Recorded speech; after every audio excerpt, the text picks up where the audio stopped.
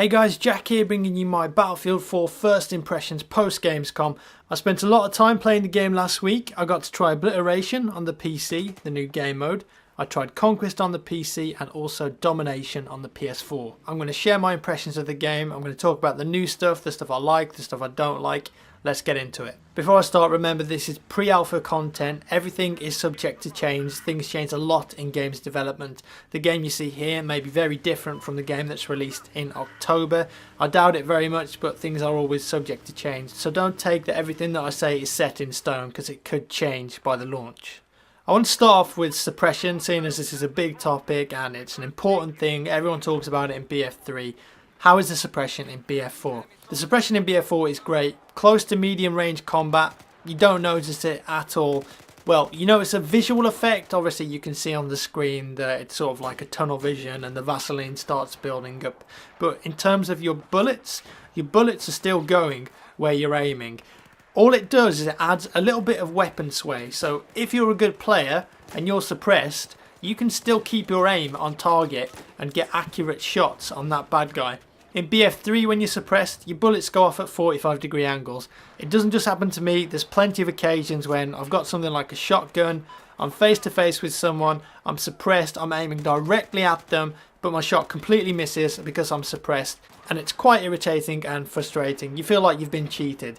That is not the case in BF4. The suppression is working really well. It's only a big deal really when sniper rifles and LMGs are firing at you, and even then, if you're good, you can still stay on target. Overall, it's a great change. It improves the gunplay massively. It feels really nice now. It's tight, it's more skill based, suppressing isn't going to piss you off, it's good. Next up, let's talk about the graphics on the PC version. The graphics are definitely better, it's grittier, it looks more realistic, there's no blue tint. There's more shrubbery that you can actually hide behind. You can use that effectively as cover. The palm trees blow around. The waves look absolutely fantastic. When the storm starts on the Paracel Storm map, the rain starts going sideways. The wind starts blowing. It's incredibly immersive. It's very detailed. And it's definitely one of the nicest looking games that I've ever played. Considering it's 64 players as well. And it's a multiplayer game, it's pretty incredible. Kind of disappointed it's been confirmed that Battle Recorder will not be there on launch. Obviously we've got Spectator mode, which has had some great improvements, as you can see. Battle Recorder is, however, a focus of the developers. Following my interview with Lars and speaking to a couple of the DICE guys, it's something that they know people want. They know that you want to be able to record your games and look at the game from different angles, play in slow motion. They know that we want that as a community, as movie makers, as just gamers. We want to see a battle recorder in the game as well as a spectator mode. That is on their minds. Maybe it'll be added post-launch. I hope it'll be added. That'd be great. Even if we could just have a Counter-Strike style demo recorder that could just record your point of view, that'd be fantastic, especially for the PC guys that don't have amazing hardware and can't run things like Fraps and DxTory and don't have capture cards. Because obviously, if your PC isn't great and you're recording, it has a massive hit on your frames per second, and you haven't really got a way of recording those amazing only in Battlefield moments that happen. Zinto also talked about supporting competitive play when he was on the stream, which is fantastic. As you know, I'm a big competitive gamer. I love esports, and I'm really looking forward to seeing what DICE and BF4 bring out for competitive gaming in BF4. New weapons galore. The AK-5C is a great carbine. I think that's going to get used a lot on release. The SRR sniper rifle is absolute beast. The sound of it is amazing. The Magnum feels really meaty now. It's got lower recoil. The sound's very punchy. Guided rocket launchers are back. The S-RAW, which is basically the AT4 from Bad Company 2. So that's the rocket launcher that you guide. So you fire it and you guide it with your mouse and it goes where you're pointing. That's amazing. I love that sort of stuff, and I'm sure that we're going to see lots of amazing rocket kills on jets and helicopters with guided rockets. We've also got grenades that now explode on impact, smoke grenades, flashbangs, so many new nades. Attachments, there's just so many of them. There's different types of suppressors, grips, and they each affect the guns in their own way. This is good because it just encourages more diversity and interesting choice decisions to be made when you're picking your loadout. It's not just going to be everyone running around with heavy barrel and foregrip. There's so many ways that you can set up your weapon and your soldier to fit your play style and go with a different game style, for example. There were a couple of things in the footage that I've been posting that people were like, what the hell's that? This one here is called MP APS and it's a support gadget. So the deal is with this, you put it down and it takes out incoming rockets, grenades, missiles for a short while before it recharges. I didn't get this on camera. You can see there I chucked a grenade to see if it would work with a friendly grenade. It doesn't, obviously, because it's my attachment. I didn't get it on camera, but basically that's what it does. It's like a little stationary defense thing, I guess. Also, engineers have got these M2 Slam anti-vehicle thingies. I didn't record these on camera, but I did use them when I was playing Conquest. They're these little things that you throw down. They sort of look like this. I'm going to do a drawing or find one online if I can. They're a bit smaller than mine. I'm not sure if they do more damage or less damage because I never really got an enemy vehicle to run over them, but plenty of new gadgets there. Overall, the gadgets in BF4 are definitely based around mobility now rather than static play. Some perfect examples, the PLD, the personal laser designator that the Recon has. That's basically the new soft lam, although the soft lam is already in the game. So you can use that on the move, you can just bring it up to your face, you can lace targets for stuff like javelins and jets and tanks. You can also get ranges on there. The mobile mortar that the support gets, so you plonk this down somewhere and then you can run away and you can remote control it. So if you're going to push a flag, for example, and you need to actually be there, so you're fighting enemies, you can put this down at the back, run in there. If you need some mortar fire, quickly access it, and you can put some mortar fire down using the remote control. The map is actually broken there. It's supposed to show you what you're hitting. It's just not been implemented into the game yet, but that's awesome. The mobile TUGS ball as well, so you throw this and wherever it lands, it does like a little wave and pinpoints enemies on the minimap. So all these new gadgets are based around mobility. They promote movement, they promote aggressive play, and they don't benefit campers, which is great. Just keeps the game rolling, keeps the ball moving. Fantastic. Just the way the customization's geared up in the game, much more interesting choice in all for players. Do you want to be a Spec Ops Recon guy? Do you want to be a Carbine support guy? You can really create your own soldiers now.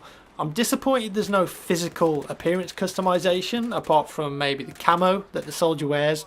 But there were some things in the game like decal creation options. So maybe on release we're going to be able to add our own arm patches and badges and stick them on the clothes. Maybe even stick them on the guns, which would be awesome. There's a tier reloading system. This has been discussed in many videos since we saw the Gamescom footage. If you don't know what this is, here's an example for you. I've got my primary weapon out. I'm shooting at someone. I kill them. I go to reload. I pull the magazine out. So the magazine's out of the gun. All of a sudden, a guy jumps me, I have to switch to my pistol, kill that guy, then switch back to my primary. The animation continues from where I left off. So I've pulled the magazine out already before I switch to my pistol. Now all I've got to do is put the magazine back in.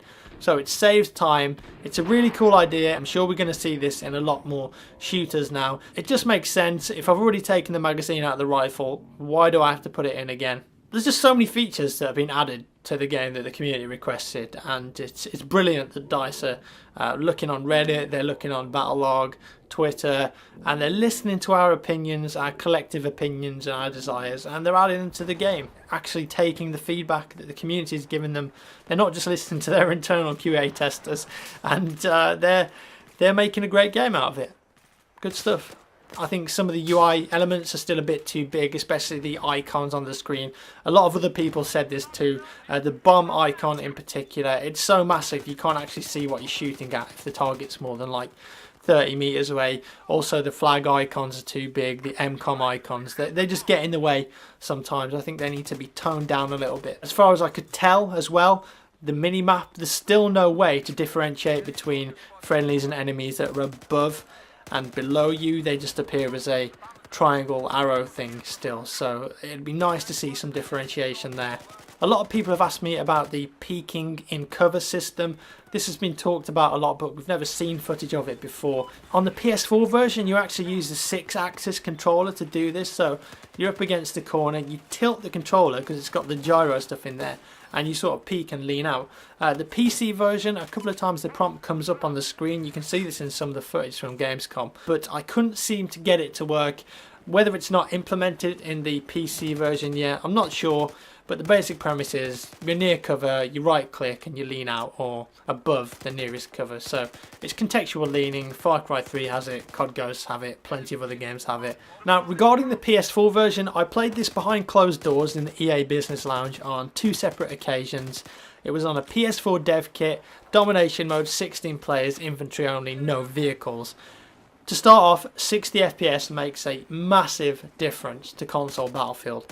You wouldn't believe it. If you've never played PC Battlefield and you've just been on PS3, it's night and day. I'm not exaggerating this. Going from 30 FPS to 60 FPS is a big deal, and it makes a huge improvement to the overall gameplay experience. It's so much nicer to play with a controller when you've got 60 FPS.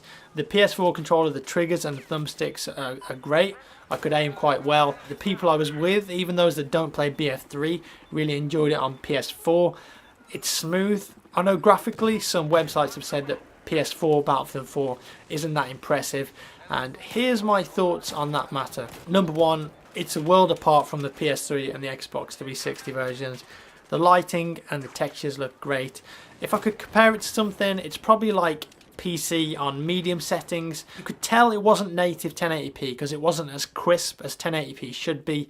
Lars Gustafsson told me in my interview that he thought it was 720p upscaled to 1080 right now, but of course they're optimizing and tweaking it to get the best graphics whilst at the same time trying to maintain that 60 FPS. Some news websites actually reported it was running at 900p, which is 1600 by 900. To some people this is a big deal because a lot of other next gen PS4 and Xbox One titles are running at native 1080p, but then again most of these titles don't have the large scale, the epicness and the player count that BF4 has.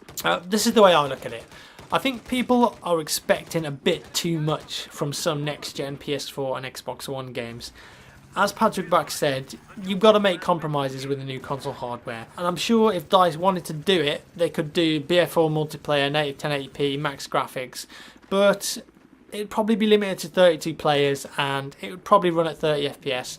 And 30 FPS sucks balls. It really does. If I was a console player, I know which one I'd rather have. I'd rather have 64 players and 60 FPS with slightly lower graphics. To me, personally, it's all about the feel of the game and the experience you have. Graphics really aren't a big deal to me in multiplayer games, and I know there are a lot of people who share that opinion too. My 2 cents on the PS4 version, I picked it up, it was smooth, the controls are great, I had fun. I never thought at any point, oh, this game looks terrible. It didn't. I mean, it's BF4, it's Frostbite 3, it looks fine. It's just not as sharp as other games, simple as that. But like I said, to me, that's not really a big deal. I prefer having the Battlefield experience, and like I said earlier, it's still pre-alpha. A lot could change before release. Overall though, BF4 was a lot of fun at Gamescom, and it's quite hard to go back to BF3 now. BF4 is everything BF3 should have been, plus a load of new features, plus a load of new stuff that just makes sense and adds to the core gameplay. More customization, more dynamic levels, more choice in playstyle. It's great, it feels nice, and it's so immersive when you're playing on these maps and the Levolution stuff happens, the storm kicks up. It's just so good. You've got the headset on. Like I said, the rain's going sideways, the wind's blowing the trees. It's absolutely mental. The game is great, and BF4 is going to be a hit. There's no doubt about it. If you like BF3, you're going to love BF4. And I think a lot of those players that didn't like BF3, they thought it was too far from the core Battlefield experience. If they come back and try BF4, they're going to love it. I also think it's going to be more popular on consoles because of that 60 FPS. It really is a big deal, trust me. That's about all I got to say on the matter, guys. Let me know your thoughts in the comments. If you got to play BF4 at Gamescom, how did you feel about it? Did you like it? Did you not like it? Did you think it was terrible? Let me know. Leave a rating and a comment, that's always appreciated. Coming up on the channel, I've also got my Titanfall first impressions. I got to play that at Gamescom, and I'll let you know my thoughts on it. Also, I'm doing a Saints Row 4 playthrough with Chrissa coming up on the channel, and a Splinter Cell Blacklist co-op campaign with Strippin from the Oakscast, which is pretty cool. Finally, I'm promoting a video. Last week they had Christopher Walken, now they got Morgan Freeman playing Saints Row 4. Mental. Click the link, check it out. That's all for today, folks. I'll see you in the next one.